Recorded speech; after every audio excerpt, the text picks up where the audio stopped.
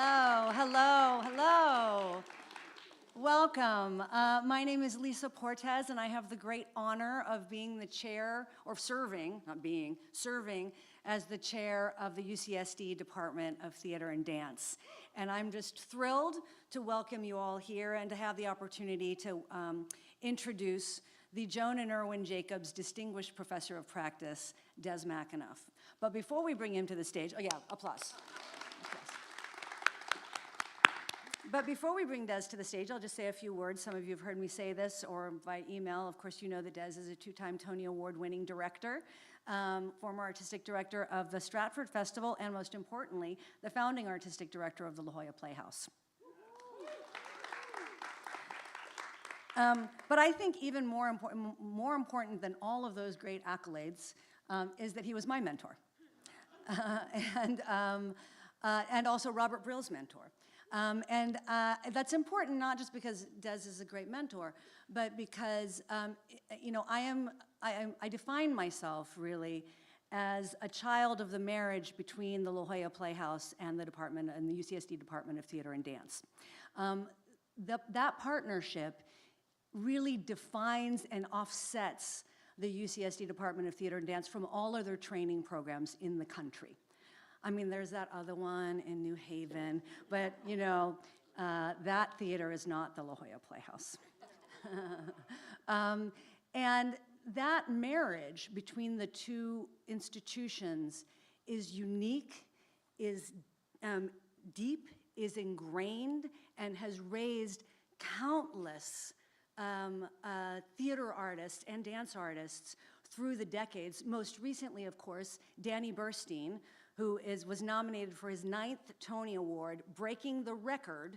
He is now the most nominated male actor in the history of the Tony Awards. And he came from this relationship. He worked with Des, actually, at the La Jolla Playhouse. And so it is deeply meaningful, you know, and I think it is a testament to the power of that partnership that people like Robert Brill and Naomi Asuka and many other alums choose to come back and serve the next generation of theater makers. Certainly the reason I came back, because the relationship and the partnership is so important and so seminal to me and to the life I've been able to create as an artist. And it is even more of a testimony to the strength of that partnership that the founding artistic director of the La Jolla Playhouse has now transformed himself into the Joan and Irwin Jacobs Distinguished Professor of Practice in the Department of Theater and Dance. So, you know, it really is, I don't know, I don't want to cry, but I want to tell you it's deeply meaningful and that partnership has an impact across generations. There's not a single student that graduated out of the MFA program here at UCSD that hasn't been uplifted by the partnership.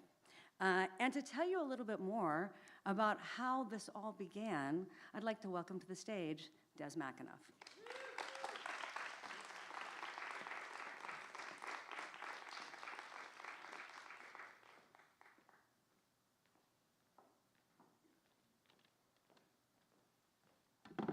Thank you.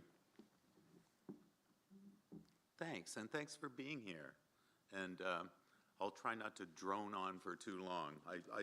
I'm going to try to keep an eye on the clock, but you know, directors tend to be long-winded. So I'll try to be as concise as I can. You know, I started to get involved. I've been involved in the Playhouse, of course, and the department going back to 1983, and you know, I consider my greatest accomplishment as the contribution I've made to the creation of the Playhouse, and also my deep friendship with UCSD. That's the most important thing that I think I've been a part of in my life. And so when Robert Brill got involved here about a decade ago, I started spending time with him, and he would obviously come to me to discuss his plans and his dreams. And it, of course, took me back to the 80s when I was here, and we had big dreams. We're sitting in one of them I'll talk a little bit later about, the plan for the complex that we're in, but part of that was also to, ambition for the department to really, watch it grow into the most important training program in the country. And I think that's still a battle that we're having, and I think it's very achievable, and I think it goes hand in glove with La Jolla Playhouse and its success. So I want you to know that it's one thing. It was conceived as one thing, Theater Up in the Hill. And so that's one of the things I want to kind of stress today, that it is one entity and obviously managed separately, but it is one thing, and that was the original dream going back to the 50s and 60s. In 1947, La Jolla Playhouse is founded by Gregory Peck in his hometown with his colleagues Dorothy McGuire and Mel Ferrer. Greg grew up in La Jolla, and it was logical for him to conceive of a theater that would happen here in the village. He, of course, worked with Dorothy McGuire on Gentleman's Agreement. Some of us will know that, and some of us will not. And then he also became very famous, of course, for To Kill a Mockingbird. He became the most trusted man in America because of Atticus Finch. This was, of course, before Ronald Reagan. After World War II, actors were literally pouring out of New York and coming to Hollywood. Many people came back after the war, and they were looking to make a good living. And many of those actors were serious stage actors, and there was no place to work. And so they came to Hollywood, and all they could do, it was even before television, they could do motion pictures, and that was it. And so there was this yearning to work on the histrionic boards. This had happened 20 years before, at the time of Talking Pictures, when in 1927, when, of course, The Jazz Singer was released, and actors suddenly were, coming. It was like a magnet. Actors were pouring out of New York because stage actors could, of course, speak, and they were sought after. And so there was a mecca then, and this was repeated after World War II. There was no place to work in Hollywood, and that's a little bit mean because there was the Pasadena Playhouse, but there was no place that really they felt welcomed the New York crowd or the East Coast crowd. So Peck went to the Kiwanis Club in San Diego, and they gave him a grant to start a theater here. And he then went to David O. Selznick, and you'll know that name, and asked Selznick if he would support the idea of a theater in La Jolla. And, La Jolla was a long way away in those days from Los Angeles. There was no I-5. You could take the train or you could take a boat. That was about it. It would take many, many hours to work your way south in a car. And so David O. Selznick thought, well, that's safe. That's not going to interfere with the serious business of making movies if they're way down there in La Jolla. So he loaned Gregory Peck, mind you, he didn't give it to him, $10,000 so that Peck could start the Playhouse. It's a funny thing the way Hollywood works. I think when Talking Pictures came along, everyone thought that was the end of the theater, that there would be no more need for the theater if you could talk on screen. At this time, I think they were a little bit more threatened by actors being distracted. So the La Valencia Hotel had just opened, I believe, in 1926, right at the end of silent movies. And if you wander around there, you'll see photos of, people like John Gilbert, in the lobby. And they were coming down right at the end of that. And of course, when the talking pictures exploded, they continued to come. The Whaling Bar, which opened some years later, became the watering hole for La Jolla Playhouse. It started in the high school auditorium, and that's where they performed. They did an 8-week season. They did 8 plays. They rehearsed for 1 week. It was summer stock, and it's actually a rather remarkable set of plays that they did, including The Glass Menagerie, Bus Stop, Bell Book and Candle, Arms in the Man, I Am a Camera, Dial M for Murder, The Importance of Being Earnest, Don Juan in Hell, Ring Around the Moon, The Winslow Boy, Born Yesterday, Summer and Smoke, Arsenic and Old Lace, The 7-Year Itch, Our Town, even a musical, Pal Joey, that they did in 1956. 1-week runs eventually went to 2-week runs. They were paid $55 a week, eventually going up to $120 per week. People weren't coming to La Jolla Playhouse, the La Jolla Playhouse, to make money, clearly. They were coming to keep their chops in shape. They were coming because there was a sense of, there was a collegial sense about gathering with other stage actors, mostly stage actors. And it was a who's who in Hollywood. I mean, and everyone came here. Charlie Chaplin, Eve Arden, David Niven, Charlton Heston, Lee Marvin, James Mason, Joseph Cotton, Groucho Marx, Rita Moreno, Ruth Hussey, Claire Trevor, Olivia de Havilland, Vincent Price, Raymond Massey, basically everyone except for Clark Gable and Marilyn Monroe. Vivian Vance was discovered by a casting director who called from a payphone at intermission to get her the role of Ethel Mertz in I Love Lucy.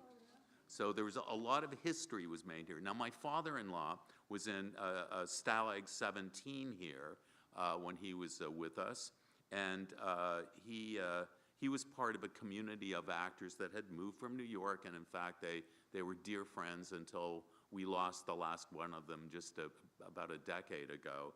They were really dedicated to each other, and he used to tell me a lovely story about Aldo Ray was in that company, and somebody said, there's an equity meeting at lunch, and Aldo Ray said, what's equity? So they weren't all stage actors. So Norman Lloyd, who's a fabulous actor. Some of you will remember him from St. Elsewhere. He was the lead in that. Norman was actually had worked with Orson Welles and also worked with Alfred Hitchcock. He produced many shows for Hitchcock, including the television series. And he directed many, many shows at La Jolla Playhouse. Maybe not quite as many as Chris Ashley, but a lot of plays. And he was a fantastic storyteller. I was very close to him. We had him until he was 106. And I'm very grateful that I got to know him, and I owe that to the Playhouse. Other, top line directors Otto Preminger directed at La Jolla Playhouse. So in the 50s, there is a concept forming to create a university here in San Diego, part of the University of California. And Roger Revelle was the intellectual architect for this campus, and many of you know that, and some of you will have even known him. He was a giant in more ways than one. He was monumentally smart and wise. He had an extraordinary career. He was the head of the Scripps Oceanographic Institute. He was a major player in the greening of the Asian subcontinent. When he was in his 80s, they were trying to find a Roger Revelle to go to Africa to try to do the same thing. And when they couldn't find a Roger Revelle, they sent Roger Revelle. So there he was in 80s. He in his 80s in Africa, you know, hard at work. He had an amazing gift when it came to communicating with anyone, but particularly students. He would ask the student a series of questions about what they knew, and over the course of that conversation, he would gain a pretty good understanding of what what the student could bring to him. He was much more interested in what the student could tell him and teach him than he was in teaching, and that, of course, set a fantastic example. He reached out to Tyrone Guthrie, and if there's one person responsible for the North American theater scene, it's Guthrie. You know, he also came here after the war and looking for greener pastures, and had everything to do with starting the resident theater scene, first from Canada. And he basically said to Revelle, "I'd love to start a theater in La Jolla, but it would be rather rude of me because they've invited me to Minneapolis, and not only have I agreed to go, but they've decided to name the theater after me.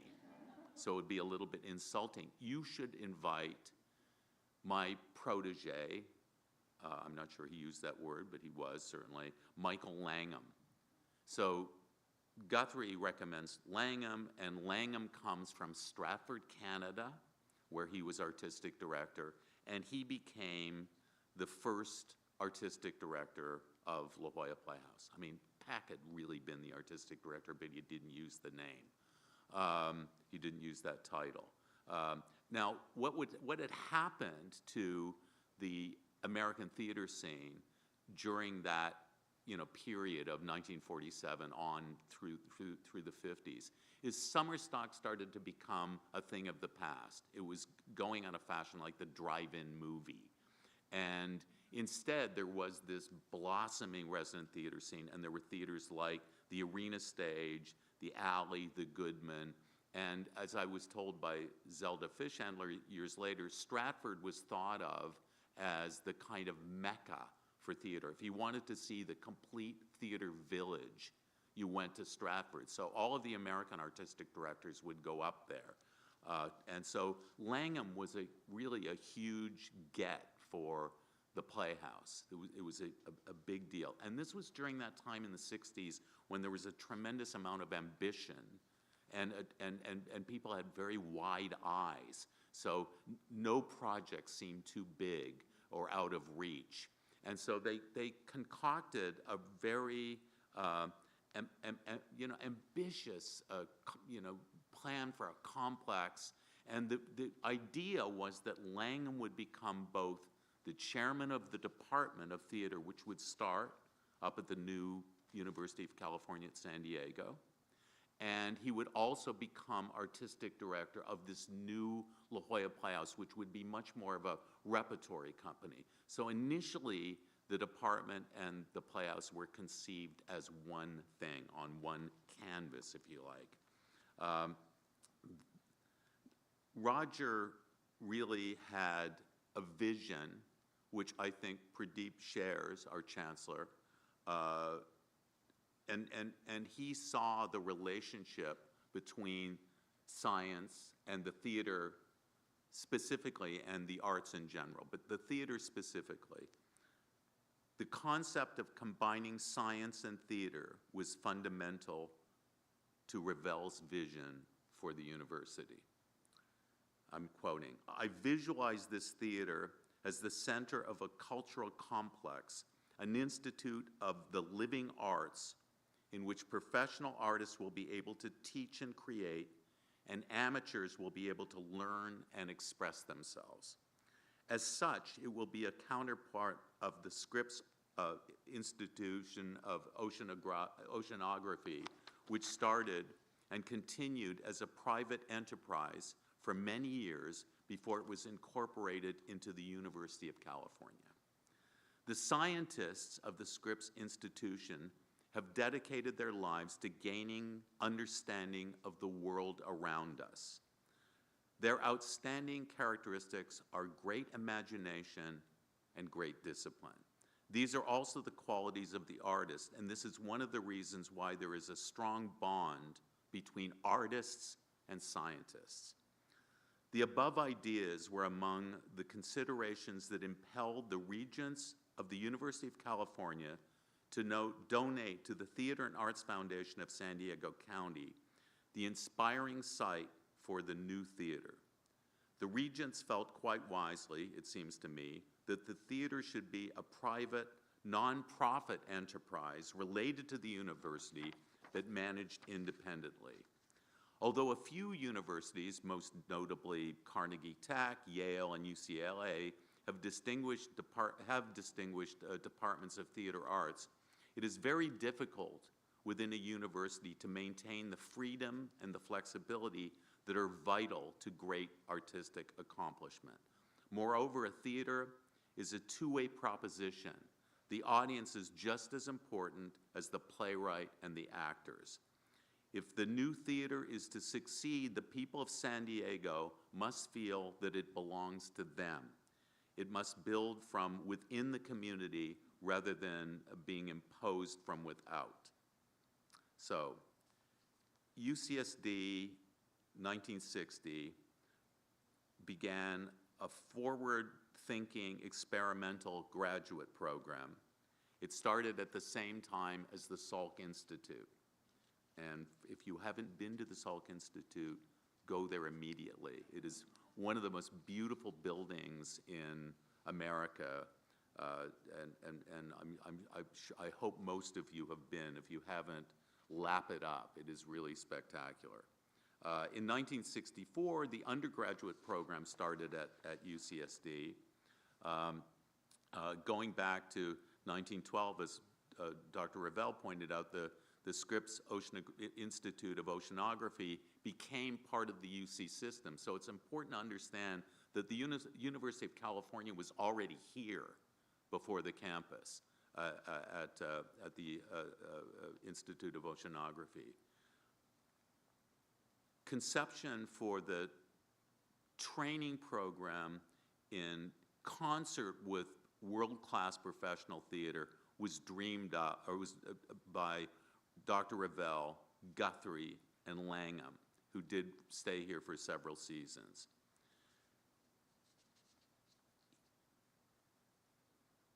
At the same time, starting in the late 50s, a not-for-profit corporation, the Theater and Arts Foundation, was created to raise money for building a theater near the campus where Langham could launch a repertory theater, the definitive incentive for him to settle in La Jolla. English actor and director Eric Christmas was then brought on to assist Langham, and everything was arranged to go forward. So it was a fabulous plan. They had the land that's catty corners from where we are now. They were all set to go, and the problem was they couldn't raise the money. Those wide eyes of the 60s started narrowing as they got deeper into the decade, and they realized they had, that it was a mountain that was just too steep to climb. So Eric Christmas stayed on, though, and he ended up teaching introductory theater courses, and he started directing locally at the Old Globe. Eric Christmas, by the way, came from the company in Stratford, where he and Langham had worked. So Revelle had, we're still in the early 60s now, around 1960, he still had this dream to start the university up here on the hill in La Jolla. Many others connected with the university in California wanted it downtown, but he understood the significance of placing it here in La Jolla, having lived here and having worked here. He understood how important that was. La Jolla, while it had been an arts colony at one time, and certainly had the Playhouse, also had a racist component, and was also known to be anti-Semitic. Groucho Marx, when he worked at the Playhouse, went to the Beach and Tennis Club and asked if his daughter could go in the swimming pool just to her waist because she was only half Jewish. And you don't mess with Groucho Marx. So this had an impact. When Eartha Kitt was working at the Playhouse, she wasn't allowed to rent a room in La Jolla. She had to rent a room outside. All of this was understood by Roger.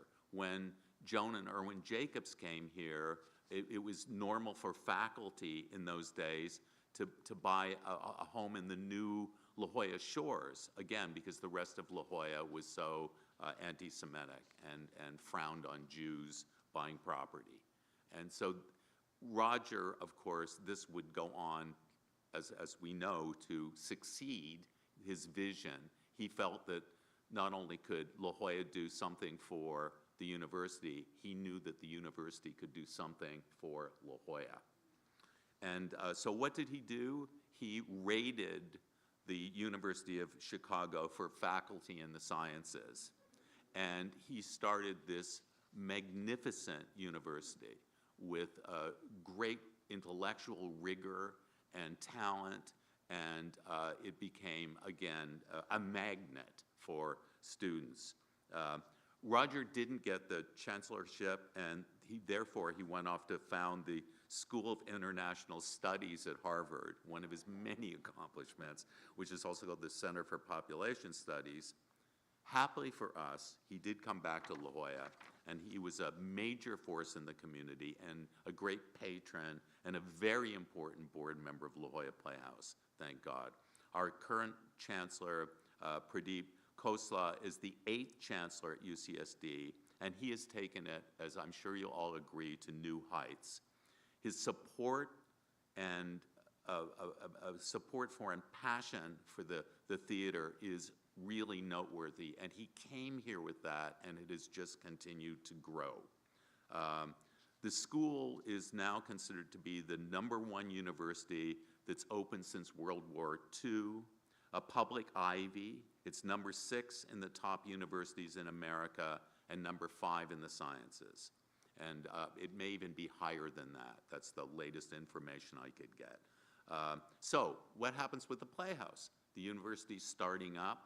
Langham shuts down the Playhouse in 1964, where Zsa Zsa Gabor was making $5,000 a week in her short run of Blithe Spirit. Everyone else was making pittance. And he said, this isn't going to work, so I'm closing it down. It would not open for another 19 years. During that period, I think some of our greatest heroes functioned for this theater and fought for this theater, and that has gone on throughout the years with our volunteers. But they really, I think, set the bar. People like Marion Longstreth and Ewart Goodwin and his son Chip. They worked for 19 years with no season, with no theater, and they kept, they kept fighting for this place, fighting for La Jolla Playhouse. A corrupt tax-exempt company called the Children's Aid Society of San Diego County was shut down by a judge for being a front for a corrupt real estate firm. Yeah, couldn't happen in San Diego, but it did. And the assets are given to La Jolla Playhouse. It had to be linked to a similar goal, and one of the reasons that we started programming for young audiences so early on is that we realized we had better do that, or the judge would come looking for us. So bless him for doing that, for our pop tour and the other programming we've done. Anyway, it took the best part of 2 decades to sort out those lawsuits. as you can, because there were lawsuits just flying left, right, and center. Everybody was after that money. But the board hung in there. In the meantime, in 1973, UCSD finally decided to offer a major in drama. Hitherto, the drama department had offered mainly introductory courses, and they also decided to pay for the construction of a theater and put their own contribution into that. Arthur Wagner came here from Temple University to become the founding chair of the department. This would have been in 72, 73. Eric Christmas would go on to teach acting. Floyd Gaffney, a wonderful man, was brought in to teach dance, stage movement, and black theater. Dan Dryden would teach technical theater and design. Michael Addison taught directing. Arthur Wagner taught acting. He had this marvelous approach using transactional analysis to teach acting. He also taught theater, history, and criticism. Victoria Spencer served as the department's first MSO. At first, a BA in drama was offered through the school's liberal arts curriculum.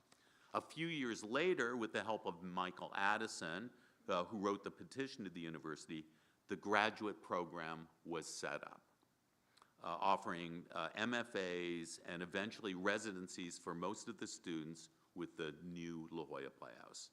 The department's name changed to Theater and Dance in 1995 with the addition of the undergraduate dance studies, formerly based in physical education, led by Margaret Marshall. The evolving program offers undergraduates a dance major and a minor and a dance MFA. So how did I get here? Very good question. I think I was probably, at a time I certainly considered myself a very unlikely choice. So I knew a fellow named Arthur Bartow, and Arthur was, oh my God, the time is just flying. Arthur had written a wonderful book called Directors on Directing, and he had interviewed me, and he did such a brilliant job of getting rid of all my humming and hawing when he edited this, that I thought I owe this guy something. And he asked me to come here for an interview. And I was, I think, 29 years old. And the search committee, which was a fabulous group of people, Chip Goodwin, who I mentioned, Joel Holliday, Rita Bernofsky, Willard Vanderlyn, we had this meeting with me. And they basically asked me to tell them my dream for a theater. What was my dream theater, to describe it, which of course I was most happy to do. And then they said, well, we want to help you fulfill your dream. And we want, now when somebody tells you they're gonna fulfill your dream, it's really hard to say no. And I was also naive about what the challenges ahead. So I took the offer, and in 1983 came here. We opened with a production of the Visions of Simone Michard, which was directed by Peter Sellers, who's sometimes called a shock jock director. And it was extraordinary theater, really, truly brilliant, cutting edge. And I realized at intermission that many of the gentlemen in tuxedos who were smoking their cigarettes and drinking their wine at the front of the Weiss Theater weren't coming back in for the second half. And I remembered a quote that Winston Churchill had said, "It's important not to confuse leadership with popularity." And they were very distinct in my case. There were, I think, a lot of people in La Jolla, particularly those that remembered the old theater, that thought Martians had landed up on the hill, and they stayed away in droves. We were beset by nightmarish problems. The old board had based the time that they thought they needed in the theater, on the old summer stock schedule. And so it was basically 90 days that we had in this theater. Now, you can't actually run a solvent organization in 90 days with a full-time staff. So it was an absolute nightmare. There had some bad relations had formed between the department and the Playhouse over those years, and we found ourselves in a financial struggle that lasted for about 20 years, and before it was, finally corrected before we got into that. But there were many people who believed passionately in the cause and pushed us and helped us and made donations. I remember Joseph Papp came to visit. I'd worked at the Public Theater in New York, and I'd been artist in residence there, and I was desperately asking him for advice, and I remember joking that I said I would take money from anyone but the mafia, and there was a pause, and he quipped, "What's wrong with the mafia?" He went on to tell me sincerely he measured success not by how much he made, but by how much he spent. And that was obviously a very outrageous thing to say, but I think it was true. The profits from a chorus line created an entire theater scene. He told me to stick to my guns. In time, the work we went on to do brought in, through donations and through profits from shows, many millions of dollars, which went on to support the work of the great American theater artists. When we started, there was this talk of an artistic deficit in the theater, and it was a very common phrase being tossed around. There was a thought that the commercial theater was waiting to see what not-for-profit theater was doing.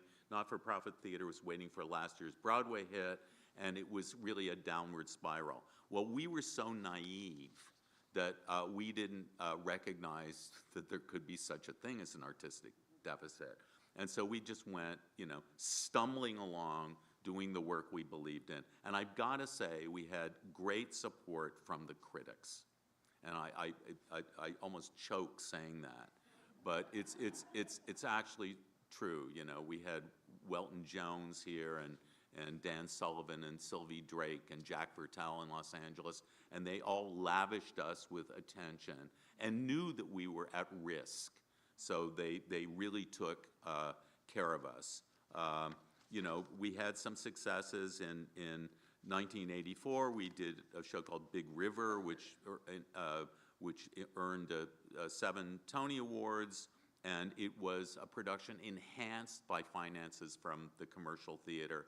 And we all have had moments where we've questioned that, the wisdom of that, but nonetheless, it has really made a huge contribution to the theater. We did Chekhov and Shakespeare, other great classics, new plays, new musicals. We also opened, I think, music up to sort of, the musical theater had been very, very traditional up until this point. So it was the Broadway musical sound that everybody aped. And we brought in Pete Townsend and Giorgio Moroder and Cyndi Lauper now, and Wayne Coyne, Jonathan Larson, Jimmy Buffett, the Adderley brothers, Johnny Cash over the years, Bob Gaudio, Ray Davies, and maybe the greatest of them all, Randy Newman.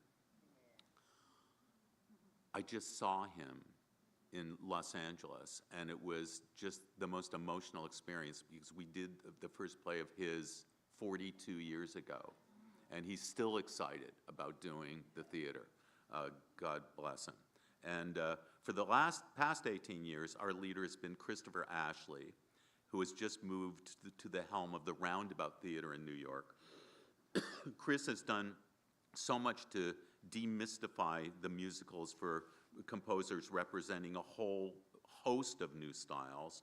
In the past year alone, he welcomed Ian and Anne Eisendrath for The Heart and Joe Iconis for the untitled, unauthorized Hunter S. Thompson musical. I served here from 83 to 96.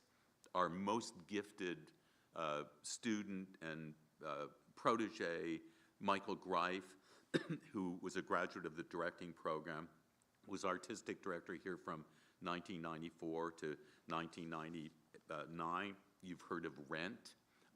That made a huge contribution there.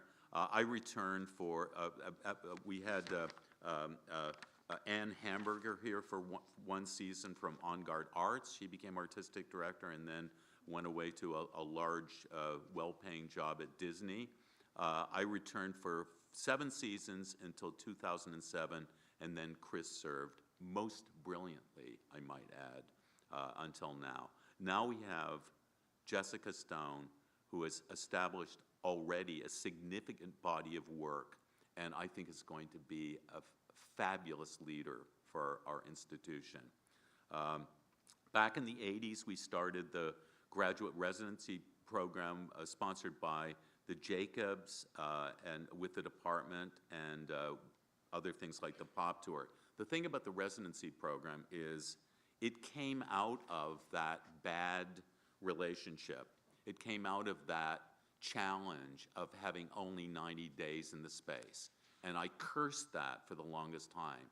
And it turned out to be the greatest blessing because the department recognized that we needed space and that their students needed residencies and our productions.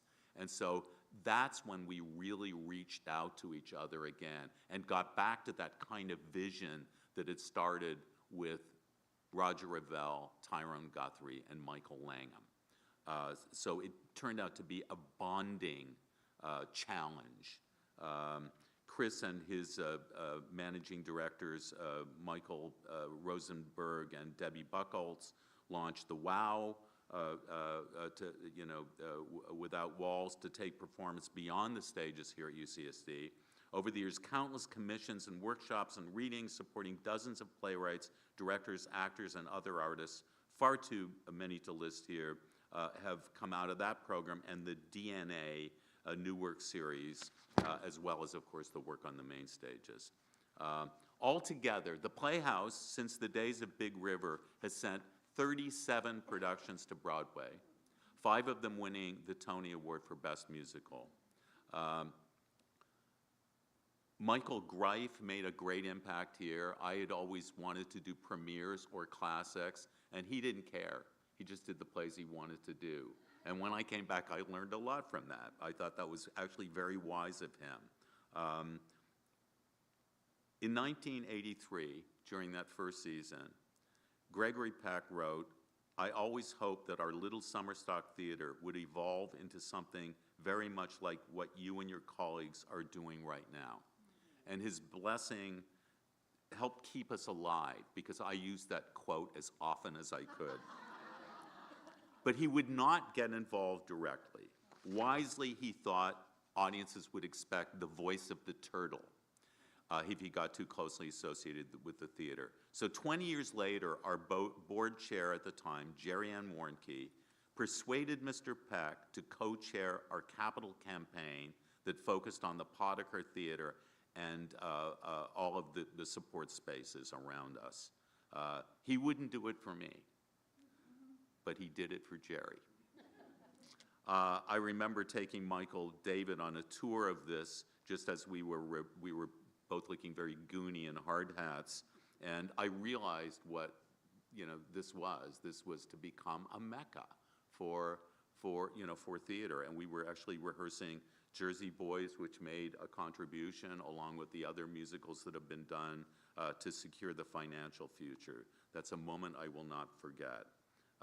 That revenue, along with generous gifts from Joan and Irwin Jacobs, Audrey Geisel, and many, many others, has transformed Gregory Peck's Little Summer Stock Theater into a veritable juggernaut. During the capital campaign, Ralph, Brian, and the board more than quadrupled individual giving, thereby establishing a strong democratic financial foundation moving forward. And it's not just donors that have advanced the Playhouse and the department.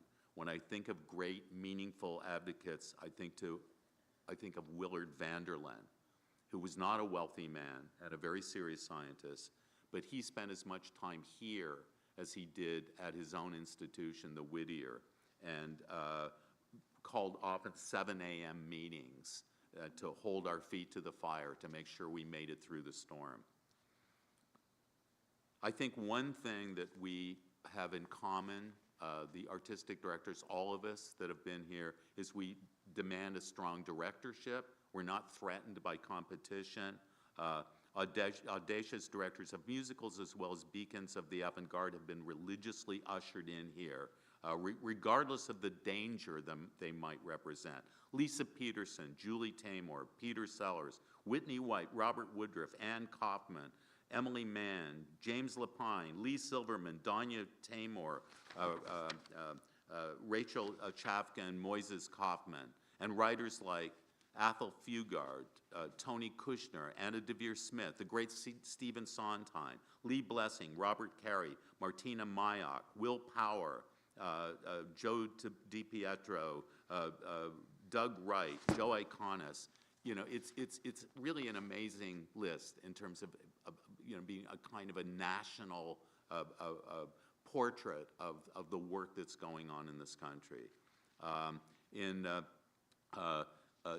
Ken and Ginger Baldwin established the Baldwin New Play Festival, which showcased FFA playwrights' work at the department to 10 professional guests nationally brought in by the department.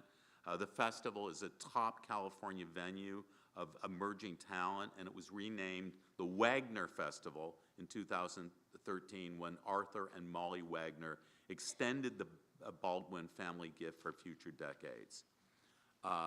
That is probably the most important student new play festival in the country, and it's about to start. So if you're not planning to go, it's already started, and I'm going to be attending, and I hope you will too. Once I attended a birthday for a 100-year-old man, our own Mandel Weiss. Everyone got up and talked about the last century, the Wright brothers, the landing on the moon, the advent of television, everything you might expect.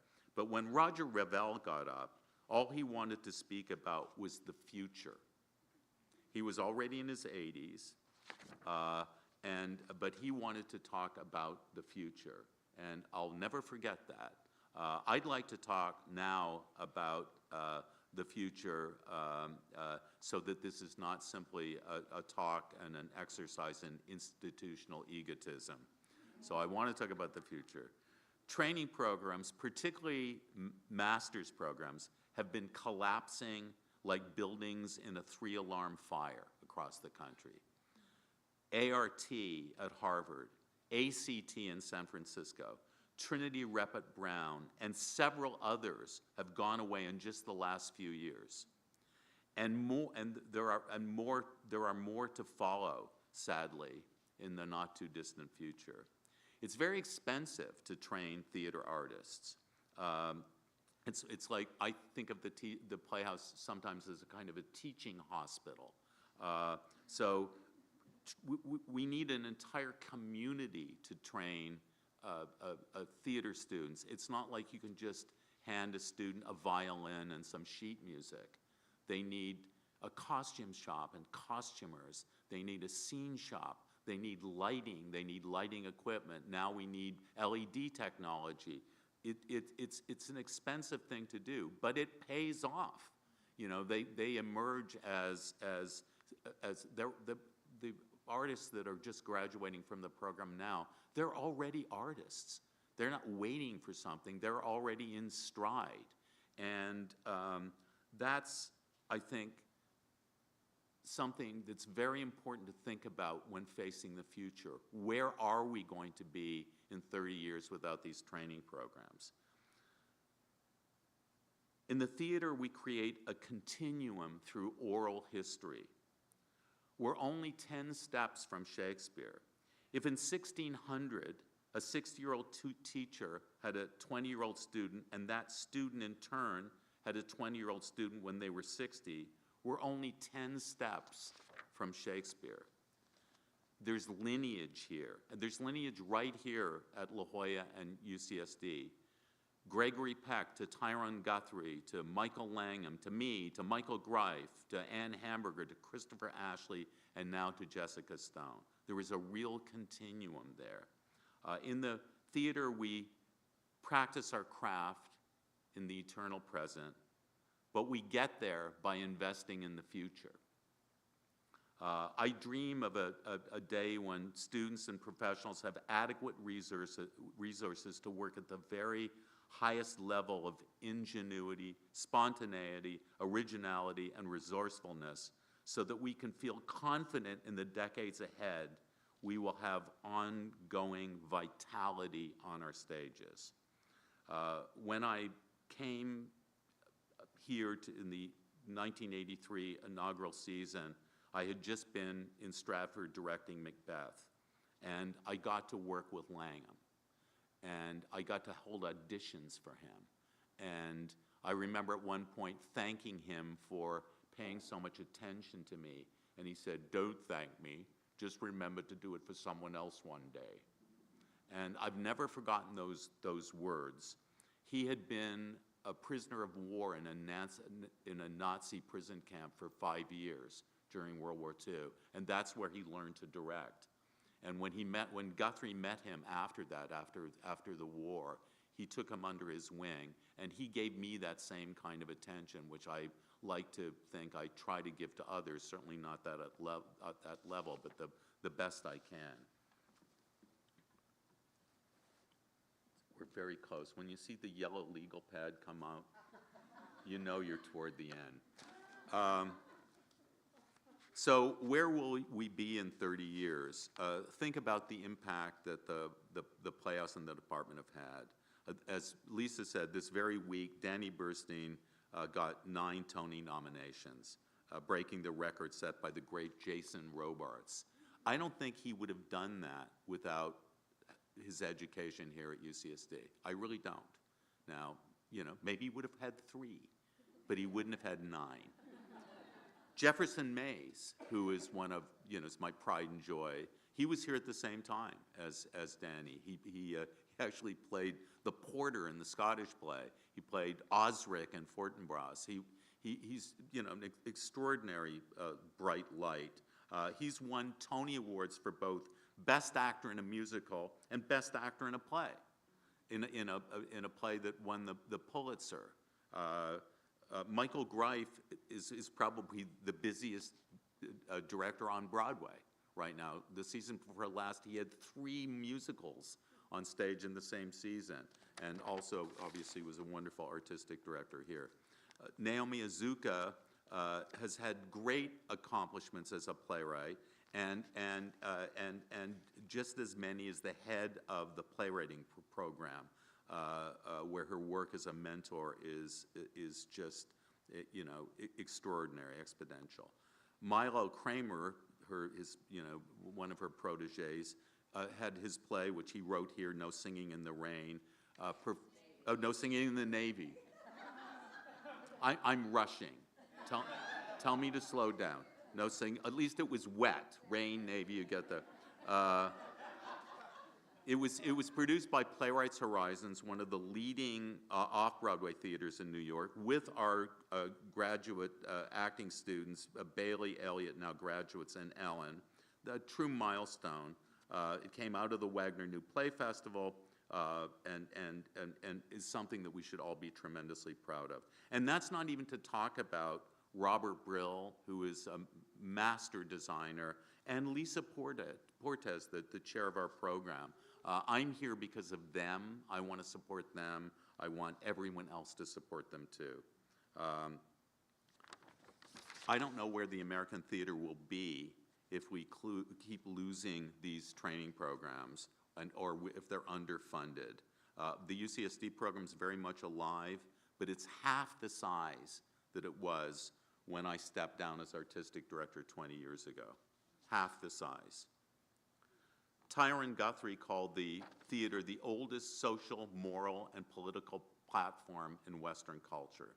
It seems to me that we have a responsibility to see to it that we move that platform forward into the great hereafter. Happy Mother's Day.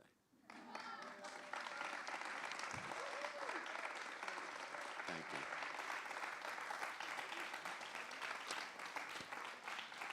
So this is when we have a moment to ask some questions.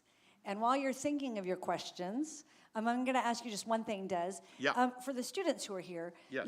can you, because I know you have the geography in your mind. Yes. So it starts at the La Jolla High, Yep. and then the Weiss is built. Yes. Right? That's the first stage. And then Yep. for a long time, that was it. Yeah. Can you just talk us through the kind of the topography of the campus? Sure. To begin with, the second season, '84, we actually did the Randy Newman show. That was the first show in another theater that we had on campus, which was wooden. It was a nice little theater. The Warren. And it was a great little theater, but it was way across campus, and it was successful in the few seasons that we ran it. And the university decided to replace that. And we brought in Antoine Predock, a great architect who designed the forum for us, and we basically raised money with the university. We were given not very much time, but we did come up with, I think, more than $1 million to contribute to the forum. And that was around 1991, I believe, and opened actually with the show that Jefferson Mays played Osric in. And so that was a great achievement. And then, the next complex, the one that we're in, was started in the early 2000s. And I must say, I came back for only a year, and somebody who's sitting in this room said to me, if you leave, we won't be able to raise the money for that new building that you've been dreaming of for so long. And that was true, because back in the 80s, we'd come up with this, with the staff, I'd come up with this plan for a black box theater, the proscenium arch that we already had, the thrust theater, the idea that if we were going to be a theater that really served the eclecticism of American theater, that we weren't about genre, we were about great artists. So if you're a new vaudevillian, or you come from the avant-garde, or you're, Stephen Sondheim, this is a home for you. And so, of course, I wasn't going anywhere. And we rolled up our sleeves, and we raised the money with the Potakers, and a great deal of help from the Jacobs and others, Makameni, the New Play Development Center, Audrey Geisel, and as well as many people who were giving us $20.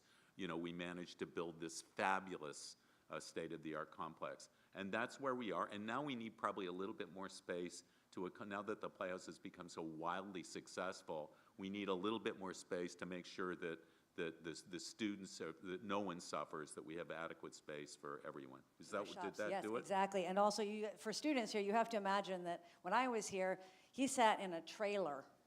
The administrative offices were trailers. There was none of this beautiful building that you see here. They were trailers over there, and yours was like in the back, your office. I had to go to an outhouse. No, that's not true. But we did often have to come. The few times it rained, it was not pleasant. We did have to use the restrooms here at the Weiss Theater. So it was a Nissen hut. But then when you read about the way the National Theater in Great Britain started, it's the same thing.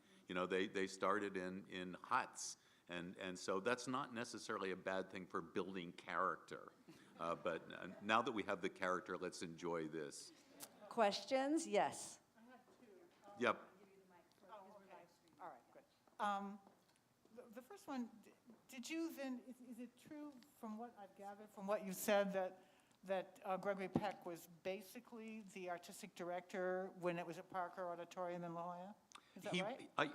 I don't believe he ever actually took the title artistic director, and he was involved in the very beginning of that enterprise, and then I think others were probably more responsible for artistic programming as it went on, because it was, they were doing 8 plays a year. But he, and he would be the first to say this, he wasn't alone. It was Dorothy McGuire and Mel Ferrer. The three of them started this institution together. But yeah, in many ways, he was the artistic director. Okay, so the second question, I'm a partner, and from what I've gathered there are a lot of ancient scrapbooks lying around the Playhouse in these offices, and from what I've been told, is that when we were in the trailers, that the partners did a lot of fundraising, and they cleaned out the trailers, and they had fashion shows and bake sales and all those things. And I wonder if you could comment on that a little bit. I'd love to. You know, when I first came here, I was from the East Village, and I looked probably more like a punk rocker than an artistic director for an institution. You know, I was so skinny you could slide me under a door jamb, and wore a lot of black leather and that sort of thing. I can't believe they hired me. But anyway, I just didn't understand why we would need volunteers. I mean, it was very very foreign to my sort of New York experience. You know, the public theater didn't have a lot of volunteers. The ushers were paid, or and I was completely wrong. And I figured it out right away in the first season how important the partners and volunteers at every level would be to our very survival.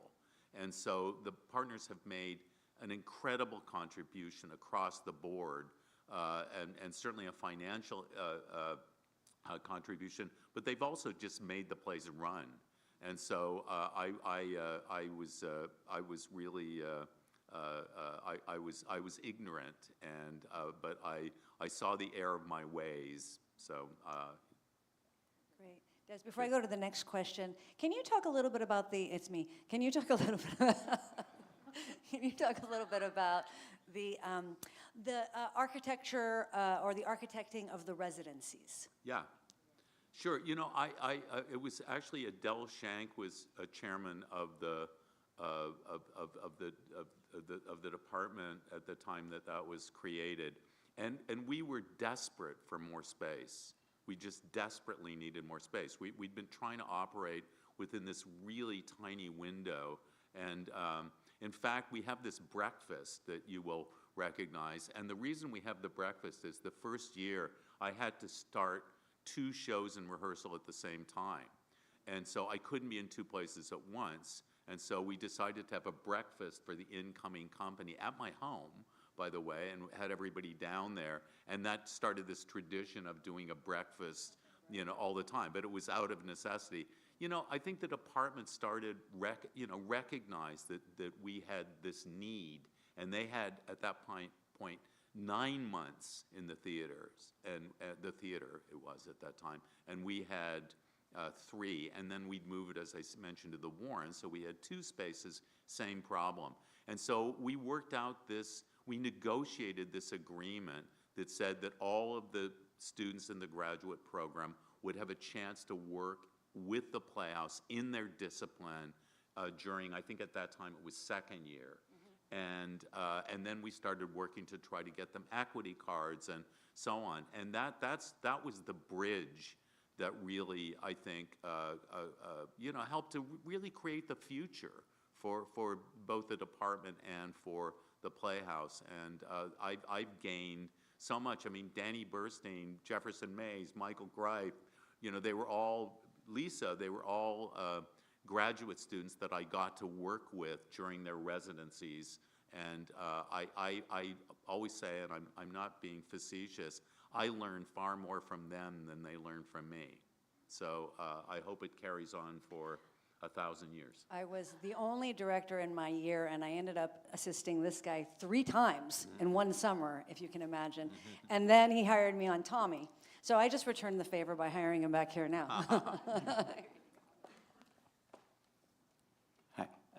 Hi, how are you? Good, yes. Nice to see you here. Thank you for coming. Delighted. I was interested in the early history that your intriguing take on it. The lore among the scientific community is that UCSD started with only graduate departments in chemistry, physics, and biology, and that the scientists then expanded to the arts and humanities, and they deliberately decided, we don't want critics of art, critics of theater, critics of music, history and all. We want active performers, people who carry out the trade. And that brand sort of was put on all the arts. And so what I'm intrigued about is it sounded from your remarks that Roger and others had a special affinity for the theater of the art, more than just the arts. And so while practicing musicians, writers of composition, and practicing artists were hired as in theater, the equivalent, directors, et cetera, actors,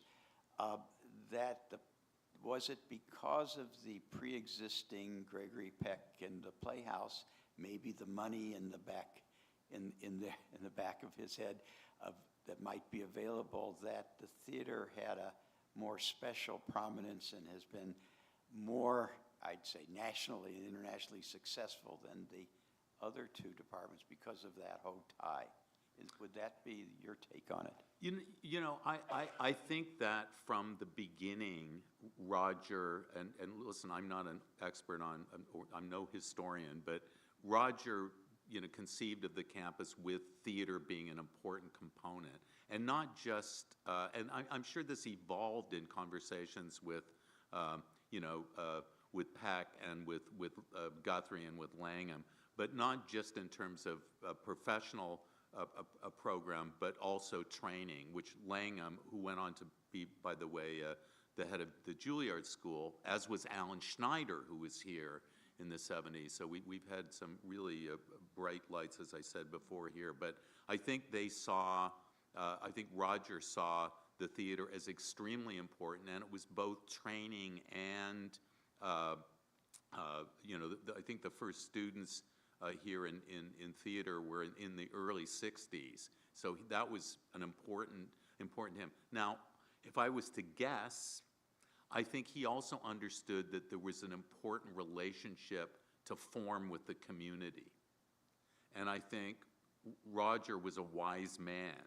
And I think he understood that if people were coming here to see theater and to see plays, it would warm the icy waters that might have existed with the community. And that was, I think, a challenge for all of us. You'll remember when we were thought of as the sort of, again, the monsters up on the hill, we all had to work really hard to you know, in some cases to win the skeptics in the community over. But Roger really was very, very passionate about the theater and really involved.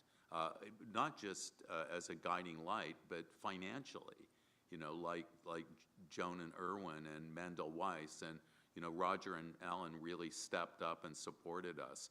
I get in some trouble when I push the theater too much because others say to me, and even that thing I read from him, he goes on to talk about the other arts. So I don't think it was just the theater, but I think he saw the theater as the kind of vanguard for that on campus. And I tell you, one of the things that won me over when I came here, which wins, I suppose, everybody, it's such a beautiful place, but there were 7 Nobel Prize winners within a square mile of the theater. And I thought to myself, that can't be bad. You know, that's got to be a good thing. I should also just say that the Visual Arts Department was named number 6 in the nation by U.S. News and World Report for their MFA program. So Yes, we are shiny over here at the theater department, the Department of Theater and Dance, but I want to support the visual arts and music as well. I would love to get a question from a student. Uh-oh. Yes. I'll have to try to evade yes, this. here you go. I'm a former student, current employee, but something that has always struck me is that I came here to study science and theater while I was here for my undergrad. And as you say, like looking forward to the future, sometimes there can feel like there's this bridging, like we're bridging a gap between arts and science, and that there's a lot of folks in sciences or business and things that don't necessarily have the same exposure to arts. Even when it's here on the campus, there are so many students that don't know about the Playhouse and its prominence and its national renown. So looking forward, do you have any insight on bridging the gap between those who've never been brought to theater and integrating the contemporary business people and scientists into being theater lovers? That's a very good question. You know, first of all, let me say that I believe in, you know, theater for young audiences, because I think kind of like the Catholic Church, you know, give me a student by the time they're 8 and I'll have them for the rest of their lives. You know, reaching someone when they're young is the best pathway, so that it's just part of their lives, going to the theater. And we go, you know, we've taken theater to schools, and that's what the Pop Tour originally was. And now students come here to Canvas. I think one of the real great disappointments that all artistic directors find when they come to a campus like UCSD is at first you think, oh great, we're gonna have this fantastic, vital young audience. And then you realize quite quickly that students are mainly interested in what other students are doing. Of course, you know, we all, that's the only advice I ever give to young artists. I say, you know, find your people, find your peers. I mean, the teachers are great, that's important, but it's not as important as the person that's, you know, studying beside you. If you're a young actor, find a young playwright, a designer. But I think, and Debbie Buchholz would know this, I think the Playhouse does work very hard to try to demystify what the theater is. And I think it's a really important question, and it's an ongoing, I think, challenge to try to get young people into the theater and let them know that it's theirs, you know, and that's yeah. I should also mention that the Chancellor has this new, an arts initiative on campus in which he really wants to make this an arts destination campus, and that every student that walks this campus encounters, whether it's the visual arts, the Stewart Collection, music, theater, that it is integrated within the school. I think he did a great job of building, you know, it was already a STEM school, he built it further, and now he's really turning his eyes towards making it an arts destination campus. But also, to Dez's point, tell all your friends. Like, you all got to tell each other to come to the theater. I think we can take one more question. Is that right, Des? Whatever you like, yes, of course. I would talk all night, as you know, so Did it's you my have- favorite oh, topic. now we've got 3. Oh, wait, student? Okay, I'm going to go to a student, then I'm going to go to you. Hi. Hi. I'm an undergraduate here. Great. And you were talking a lot about how, like, earlier in the 1980s, how big theater was as a political, moral, and social event, and how much it is now. And so I was just curious, like, what do you think is the most impactful piece you've had the privilege to do here with the La Jolla Playhouse? God, I've had the privilege of doing so many, you know, from, you know, musicals to, you know, I got to do a play about arms control, which sold like hotcakes. We called it Rock and Roll Arms Control. And it was about the Paul Nitze-Kibitzinski meetings in Switzerland, where they basically hammered out their own treaty, a Soviet and an American. That was a great privilege. I've done other plays by Lee Blessing that have been incredibly satisfying. You know, we did a thing about Johnny Cash and June Carter recently that I loved. You know, doing Tommy, of course, was you know, a transcendent experience. So, and you know, they're kind of like your children, even when, you know, you don't want to pick one over the other. You know, you want to invest everything you have, every ounce of love, every bit of passion you can to each project. And you know, when people sometimes will look at a show and think of, oh, it was a failure. The critics didn't really like that. But you know, it doesn't have a profound effect on the artists. You know, if I think you have to believe in what you're doing, and sometimes people will agree with you and go wild for the work, and sometimes not so much. But it doesn't mean that you put less into it. So I think every time I get to do something here, it's a privilege. It truly is, and I've gotten to work with some great artists and some wonderful students too.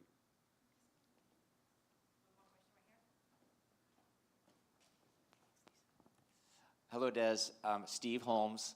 And first of all, I wanted to say thank you for creating these series of lectures, because it's the only way possible for me to be in front of you. And I just want to say thank you for making it available to the public and for free.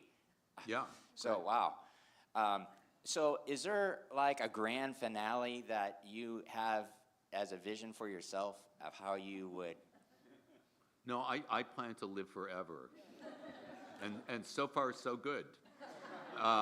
You know, there are things I would like to do. There are a couple of Shakespeare's that I would love to do. And in fact, Chris Ashley talked to me not so many years ago about doing one of those. I love doing Shakespeare. Another friend of mine, I adore Jessica. I think she's going to be a fabulous leader.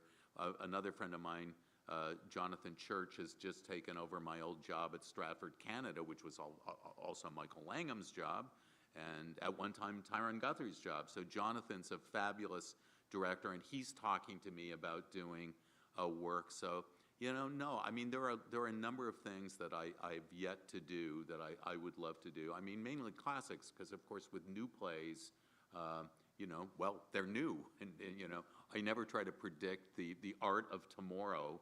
I think that's up to artists, and so, but no, I plan to do this for as long as I can hobble around a stage and croak out a sentence.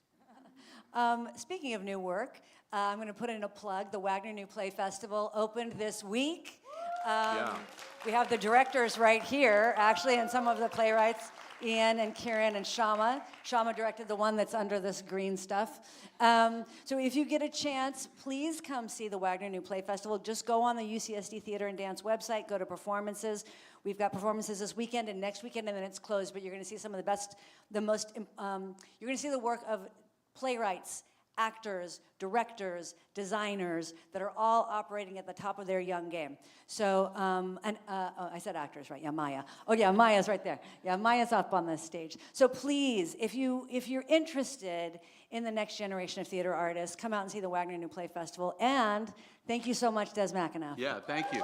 I just want to say one thing, one plug too. If you want to see this year's No Singing in the Rain, Navy. come to the festival. No, I'm going to, on Wednesday, I'm going to do a talk about, I'm not supposed to say the title, so you know the play. I mean, it's the Scottish play.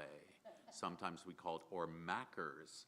So, and I would love to have you come. I've put a lot into that. I've done that play 3 times at various stages of my life, and it's probably the play I'm closest to, and horrifying though that may sound, but I would love to have you come to that. I